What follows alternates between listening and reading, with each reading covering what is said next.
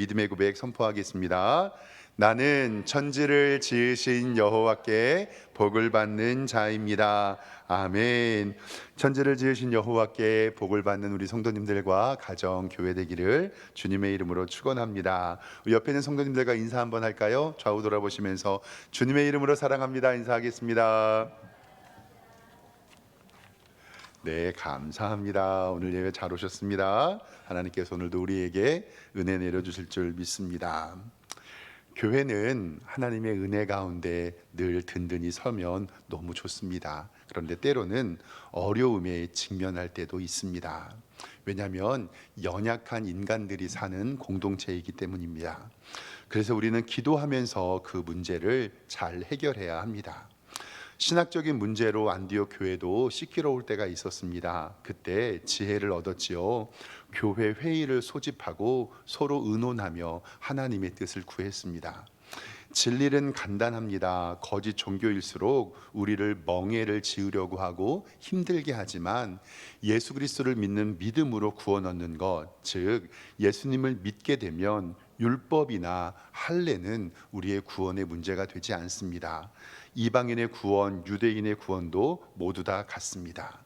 그리고 때로는 교회에서 옳은 것, 득을 선택할 때보다 덕이 되는 것, 건덕을 생각하는 것을 성경은 이야기를 합니다. 그래서 사도 바울은 내가 고기를 먹는 것 때문에 다른 사람이 실족하면 사도 바울은 어떻게 한다고 했죠? 평생 고기를 먹지 않는다. 그래서 옳은 것보다 덕을 생각한다고 성경은 이야기하고 있습니다. 이렇게 예루살렘 공의회는 총회는 은혜롭게 마쳤습니다. 세 가지를 결정했는데 첫 번째로는 할례나 율법으로 얻는 구원이 아니라 믿음으로 구원을 얻는 것은 이신 칭의의 믿음을 확정했고, 두 번째로는 피채 먹는 것, 우상 숭배의 음식은 바른 것은 아니라, 그러니까 틀린 것은 아니지만 덕을 위하여 먹지 않는 것이 좋다라고 결정을 내렸습니다. 그리고 마지막 세 번째로는 음행을 피하라라는 결정을 내려서 총회에 보고를 하게 됩니다. 이제 예루살렘 총회의 결정을 안디옥으로 보내기로 하고 바울과 바나바와 함께 유다와 실라를 안디옥 교회로 보내서 총회의 결정을 알리게 됩니다.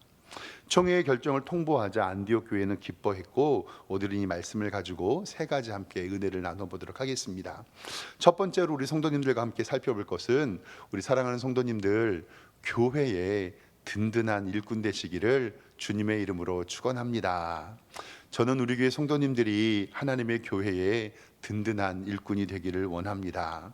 요즘에 축구 선수들 가운데 가장 유명한 사람이 손흥민이잖아요. 그래서 제가 저 때는 유명했던 사람이 황선홍, 홍명보였거든요. 그래서 제 아이에게 얘기했더니 아빠 옛날 사람 얘기 그만하라고. 저희 아이들은 2002년도 월드컵 박지성, 홍명보를 역사 시간에 배웠다고 하더라고요.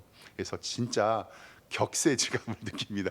역사책에서 2002 월드컵을 배웠다고 하니까 정말 격세지감을 느낍니다.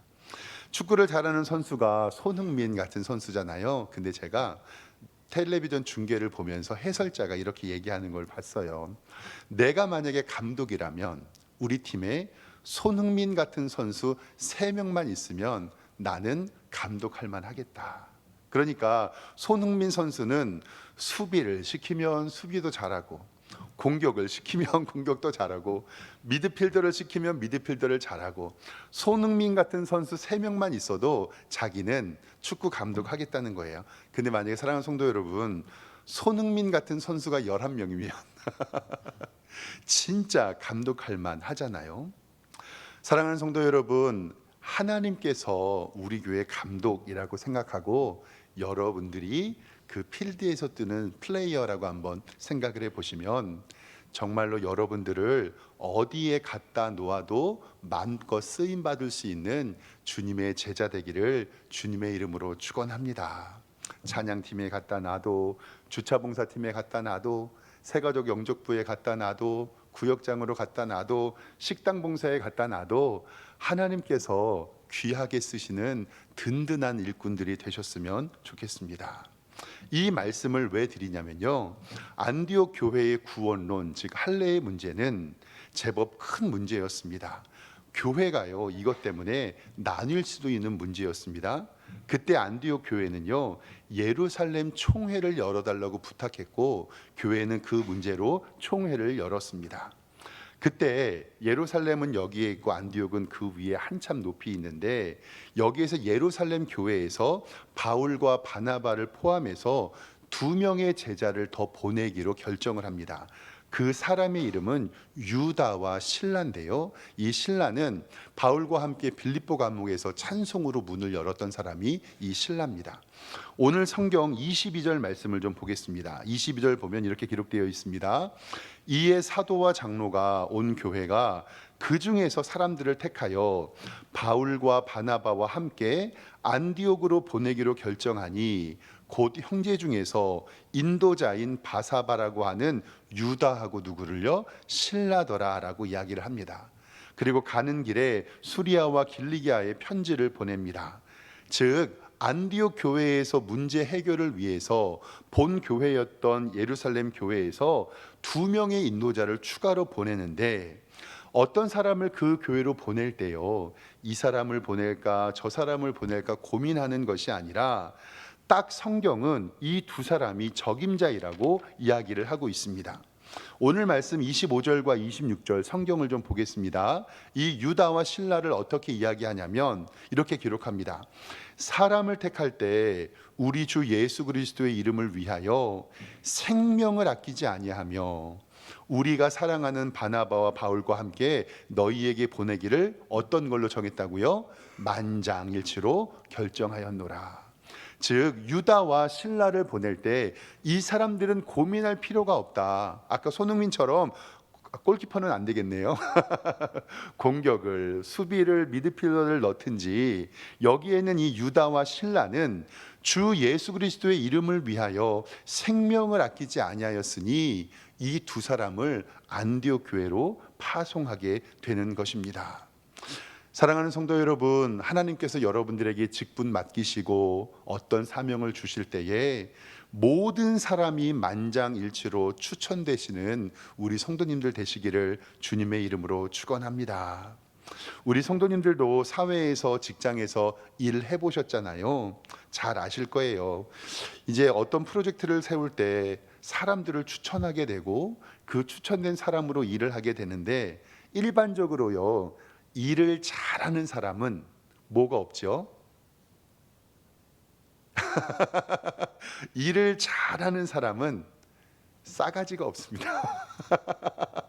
일반적으로 제가 괄호 열고 차가워요라고 얘기를 했는데, 일 잘하는 사람은 차가워요. 근데 인격적이고 따뜻한 사람은요, 뭘 못해요? 일을 못합니다. 이거는 진짜 평생에 풀리지 않는 신비입니다. 일은 정말 잘해요. 근데 그 사람이 공동체에 오면 공동체가 파괴됩니다. 덕이 안 됩니다. 그리고 그 사람과 함께 있기 싫습니다. 근데 진짜 인격적이고 따뜻하고 이런 사람이 없어요. 근데 이런 사람들은 뭘 못해요? 일을 못해요. 그럼 사랑하는 성도 여러분, 일 잘하는 사람이 되고 싶으십니까? 따뜻한 사람이 되고 싶습니까? 따라하겠습니다. 일 잘하고 따뜻한 사람 되시기를 주님의 이름으로 축원합니다.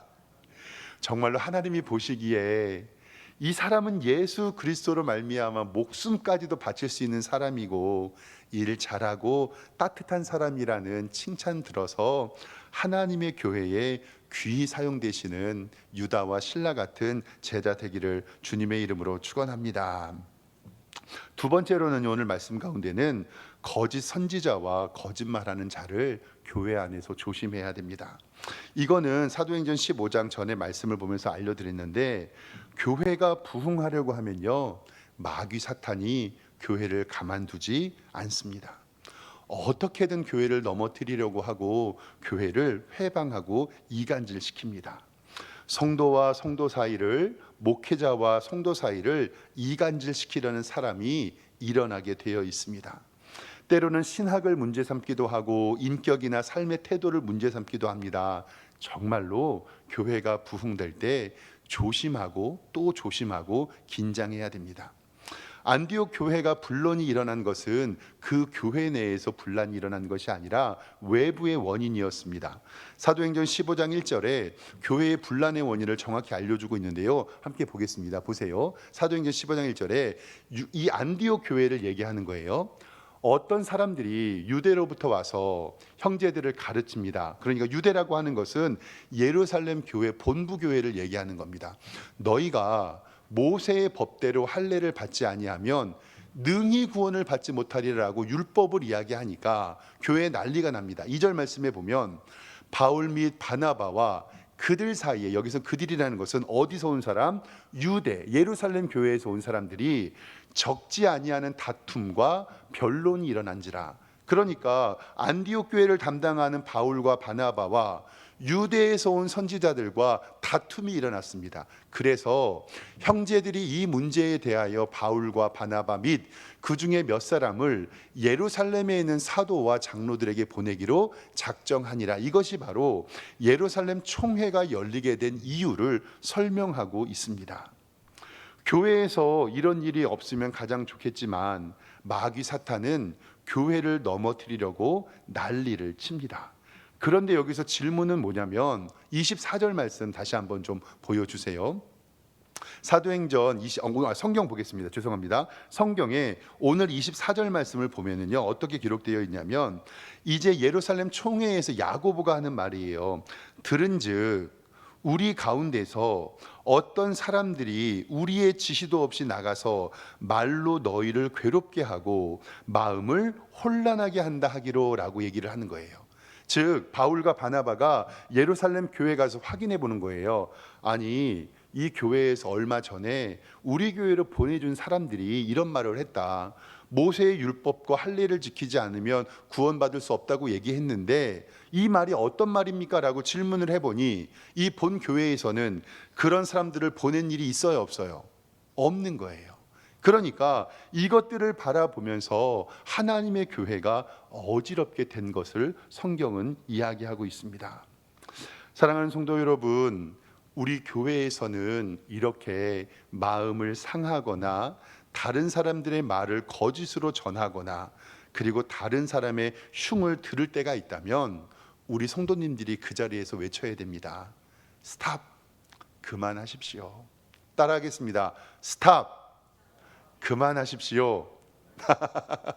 이렇게 돼야 됩니다. 왜냐면요, 인간이 연약해서 이런 말을 듣는 순간 어떻게 그 성도님이 그런 말을 했지?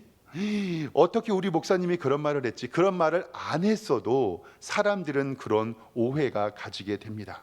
그러면 우리 교회 안에 만약에 그럴 일이 절대로 없으면 좋겠지만 오해가 소지 있는 말을 들었을 때 우리는 어떻게 해야 되나요? 첫 번째로는 무조건 기도해야 됩니다. 무조건 기도해야 되고, 그런데도 해결되지 않을 때는 그럴 때는 목회자를 찾아오셔야 됩니다. 그리고 목회자와 소통해야 됩니다. 에이 목사님이 얘기하셨다고 했는데 또 어떻게 목사님을 찾아가요? 제가 오늘 분명하게 말씀드리겠습니다. 목회자는 성도와 나눈 이야기를 절대로 외부로 발설하지 않습니다. 식구하고도 이야기하지 않습니다. 만약에 제가 우리 성도님들과 상담이나 어떤 이야기를 나눈 말씀이 외부에 나가는 순간 저는 이 교회에 사임하는 날입니다.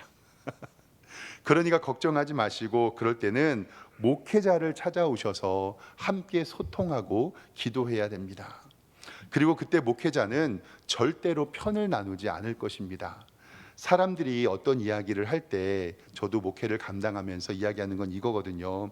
자신들의 이야기를 막 합니다. 그리고 나서 내 편을 들어달라는 거예요. 그래서 저도 이런 적이 있어요. 그 성도님이 이야기합니다. 다른 교회에서, 전에 교회에서. 그래서 한마디 얘기도 안 하고 예 그렇지요, 맞습니다, 예 대답만 했거든요. 근데 이 성도님이 딴 데 가가지고 이렇게 얘기하는 거예요. 나 우리 목사님이랑 얘기했는데 목사님도 내 말이 옳다 그랬어. 사람들은 이렇게 편을 들어주기를 원하는데 잘 한번 생각해 보세요. 첫째 아들이 찾아와서 둘째 아들을 욕하고, 둘째 아들이 찾아와서 셋째 아들을 욕하고, 셋째 아들이 찾아와서 첫째 아들을 욕합니다. 거기서 어미 된 마음으로 같이 욕할 수 있습니까? 없습니까? 없습니다. 이 성도도 내 사랑하는 성도고 이 성도도 내 사랑하는 성도인데 목회자가 어떻게 누구의 편을 들어줄 수 있습니까? 목회자는 네 편, 내 편이 아니라 하나님 편입니다. 목회자는 네 편, 내 편이 아니라 하나님 편이고 우리 모두 주님의 편이라는 것을 꼭 기억해 주시기를 바랍니다. 그리고 그 문제가 있을 때에 저도 문제 해결을 위해서 기도할 것입니다. 제가 교회에서 문제 해결을 위한 것을 알려드리는데 첫 번째 기억나시죠? 말씀에서는 무엇이라고 이야기하는가? 그리고 두 번째, 그 문제가 득이 되는가? 득이 되는가를 살펴보면 뭘 살펴보랬죠? 덕이 되는가? 그리고 그것에 대하여 네 번째, 역사는 무엇이라고 하는가? 그렇게 고민한 다음에 해결이 안 됐을 때 이것도 하나님의 뜻이고 저것도 하나님의 뜻이면 결국은 회의를 소집해서 무엇으로 정할 수밖에 없죠? 다수결로 정할 수밖에 없는 거예요. 그리고 나서 다수결로 정하면 그것에 대하여서는 우리가 하나님의 교회에서 지켜야 된다라는 사실입니다. 그리고 마지막 세 번째는요, 공의회의 결정을 우리는 믿음으로 따라야 된다라는 사실입니다. 총회의 결정은 바울과 바나바 이외에 유다와 실라를 안디옥 교회에 파송하고 그들을 지지하여 힘을 실어주는 결정입니다. 오늘 말씀 성경의 28절 보도록 하겠습니다. 28절에 보면은요, 성령과 우리는 이 요긴한 것 외에 아무 짐도 너희에게 지우지 아니한 것이 옳은 줄 알았노니. 29절에 우상의 제물과 피와 목매어 죽인 것과 음행을 먹게 할지니라. 이에 스스로 삼가면 잘 되리라. 평안함을 원하리라 라는 말씀을 통해서 이 결정된 사항을 바울과 바나바와 유다와 실라와 함께 안디옥 교회로 가는 장면을 보게 됩니다. 그래서 30절 말씀에 성경을 좀 보겠습니다. 30절 말씀에 그들이 작별하고 안디옥으로 내려가 무리를 모은 후에 편지를 전합니다.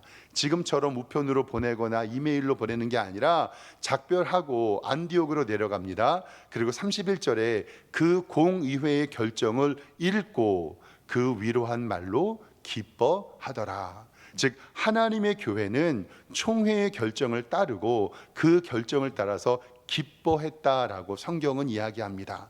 이렇게 교회는 모든 일이 질서 가운데 유지되어야 할 때 교회가 든든히 서게 되는 것을 봅니다.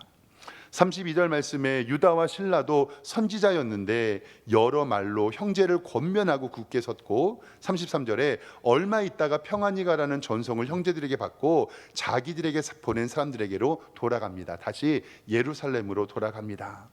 이렇게 조금의 위기는 있었지만 안디옥 교회는 든든히 서게 되는데 35절에 바울과 바나바는 안디옥에서 위하며 수다한 다른 사람들과 함께 주의 말씀을 전파하였다라고 성경엔 기록되고 있습니다.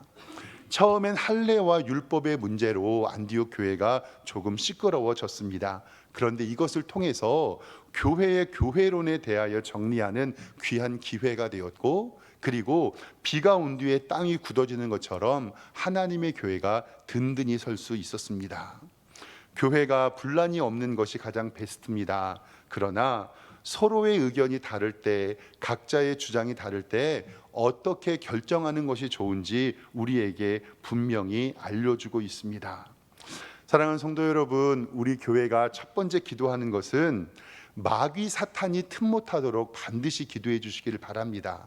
그리고 어떤 결정에 의논이 있을 때 하나님의 은혜를 위하여 기도하고 그 결정된 것은 우리가 함께 기도하며 따르는 것이 하나님의 뜻입니다.